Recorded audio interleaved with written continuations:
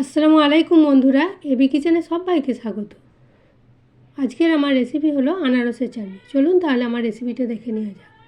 বাজারে তো আনারস প্রচুর পরিমাণে উঠেছে। এখন আনারসের সিজন চলছে।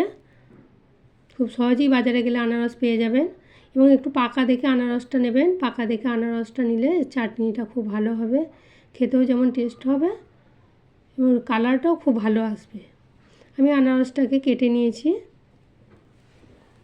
বটির সাহায্যে কেটেছি, কারণ ছুরির সাহায্যে আমার কাটা হয় না। আমি আনারসটা 3 ভাগ করে নেব। 1 ভাগ কুচিয়ে নেব আর 2 ভাগ গ্রেটারে গ্রেট করে নেব।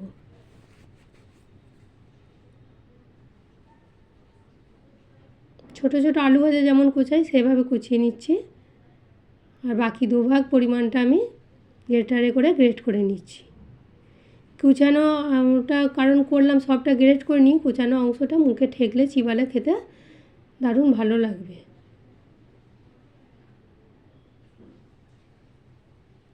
আমি কোচানো আর গ্রেট করা দুটো একসঙ্গে দিয়ে অল্প একটু পরিমাণ লবণ দিয়ে আর অল্প একটু পরিমাণ পানি দেব, দিয়ে ঢাকা দিয়ে একটু সিদ্ধ করতে দিয়ে দেব।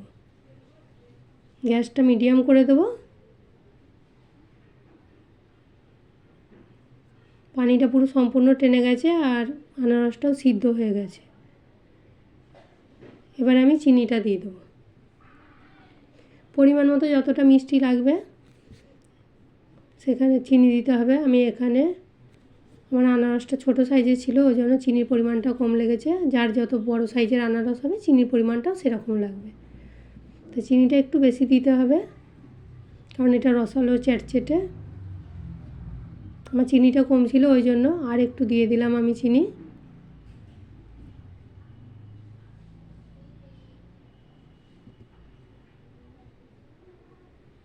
আমি এখানে কিছু কিশমিশ ধুয়ে দিয়ে দিলাম, কটা কাজু বাদামও দিয়ে দেব।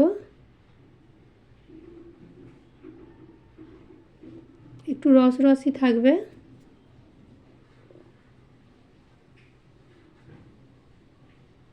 আমি এখানে শুকনো লঙ্কার বীজগুলো বার করে কাঁচি করে একটু কেটে নিয়েছি। এটা হালকা ঝাল হবে, আবার দেখতেও ভালো লাগবে, সেই জন্য আমি লঙ্কাটা দিলাম। এটা দিতেও পারেন, না দিলেও হবে।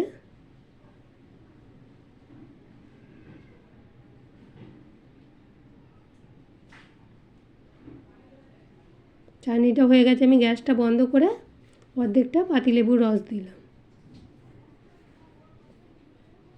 একটু টক টক হবে, মিষ্টি ছিল খুব। লেবুর রসটাও স্কিপ করতে পারেন, দিলেও হবে, না দিলেও হবে। খুব সহজেই ও অল্প সময়ের মধ্যেই আমার আনারসের চাটনি হয়ে গেল। বাজার থেকে এইভাবে পাকা আনারস কিনে চাটনি বানিয়ে দেখবেন খুবই খেতে সুস্বাদু হবে। যদি এইভাবে আমার রেসিপিটি বানিয়ে ভালো লেগে থাকে তাহলে অবশ্যই আমার রেসিপিটি একটি লাইক দেবেন, কমেন্ট করে জানাবেন কেমন লাগলো। এবং আমার চ্যানেলটা এখনও যারা সাবস্ক্রাইব করেননি, আমার চ্যানেলে নতুন বন্ধু অবশ্যই সাবস্ক্রাইব করার অনুরোধ রইল। আজ এই পর্যন্তই, আবার অন্য রেসিপি নিয়ে হাজির হব। সবাই ভালো থাকবে।